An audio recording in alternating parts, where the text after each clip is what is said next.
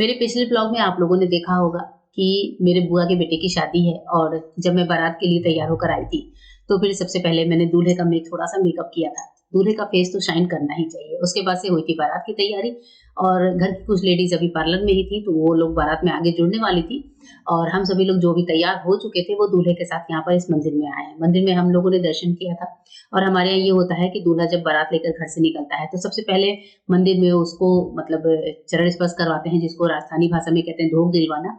तो धोक दिलवाते हैं, दिया बत्ती कराते हैं मंदिर में, भगवान का आशीर्वाद दिलवाते हैं और कुछ पूजन वगैरह होता है जो लड़के की माँ होती है या फिर घर की कोई और बड़ी महिला होती है वो करवाती हैं।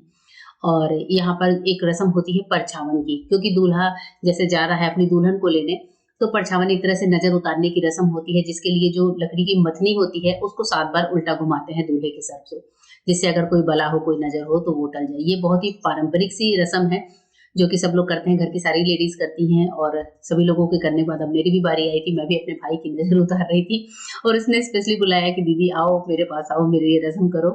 तो मुझे बहुत अच्छा लगा था और बुआ जो है थाली लेकर खड़ी हैं। तो इस तरीके से कुछ घरों में इस तरह की रस्म होती है और उसके बाद से जो है बारात हमारी निकल गई थी और गोरखपुर के पास ही एक छोटी सी जगह है जहाँ पर ये बारात गई थी और रास्ते में ही नाश्ते वगैरह का इंतजाम हुआ था बारातियों के लिए, जहाँ पर अभी सब लोग रुक कर नाश्ता कर रहे थे और इसीलिए हम लोग सब लोग तैयार होकर गए थे, क्योंकि दूरी इतनी ही थी जितने में कि आप 1 घंटे में पहुंच जाओ आराम से बारात लेकर, इसलिए हम लोग घर से ही अच्छे से रेडी वगैरह होकर गए थे। बारात निकलने की पूरी तैयारी थी, आप देख रहे हैं बैंड बाजे वाले पूरी अपनी लाइट वगैरह जलाकर तैयार थे।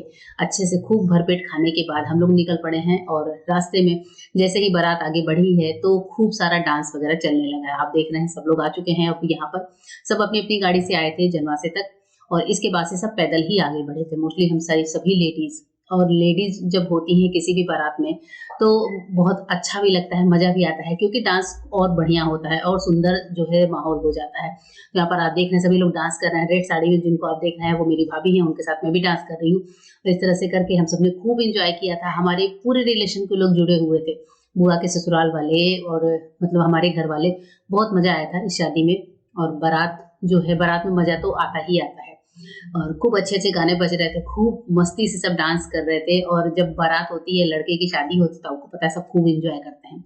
अभी हम लोग लड़की वालों के यहाँ पहुँच चुके हैं, हमने एंट्री कर ली थी, 2 ढाई घंटा तक नाच गाने के बाद अब ये हो रही है द्वार पूजा की रस्म, जिसमें लड़के को एक जगह पे बैठाया जाता है जहाँ पर दोनों पक्ष के पंडित होते हैं, लड़की के फादर होते हैं या कोई बड़े भाई होते हैं, वो ये रस्म करवाते हैं द्वार पूजा की। यहाँ पर भी पंडित जी लोग बैठे हुए हैं, दोनों साइड के दोनों पक्षों के 4 से 5 पंडित हैं जो बैठे हुए हैं। बहुत अच्छे से मंत्रों के साथ ये द्वार पूजा की रीति संपन्न हो रही थी और इस टाइम पर भी लोग चाहे तो द्वार पूजा देखते हैं या फिर नाश्ते खाने में लग जाते हैं। हम लोगों ने भी सबसे पहले घुसते ही पेट पूजा करी थी। बहुत अच्छा इंतजाम था लड़की वालों के यहाँ का भी और बहुत ही प्यारा सा सिंपल सा अरेंजमेंट था जो कि बहुत अच्छा लगा था। और यहाँ पर द्वार पूजा की रस्म के बाद फिर होगी जयमाल की रस्म, जो कि नॉर्मली हर शादी में होती है और यहाँ पर जो 2 बहुएं आपको दिख रही हैं, ये बुआ की दोनों बहुएं हैं, यानी कि जो नई आने वाली बहू है उसकी जेठानियां हैं दोनों। तो इस तरह से बुआ के 3 बेटे हैं, तीसरे बेटे की ये शादी थी और बस इसके बाद से द्वार पूजा के बाद दूल्हे को उठाया जाता है और लेके जाया जाता है स्टेज की तरफ। तो इस तरीके से जो अब द्वार पूजा हुई, द्वार पूजा में भी काफी टाइम लगा था, कम से कम 40 मिनट से 1 घंटे तक लग जाते हैं अच्छे से अगर पूजन कराया जाए तो।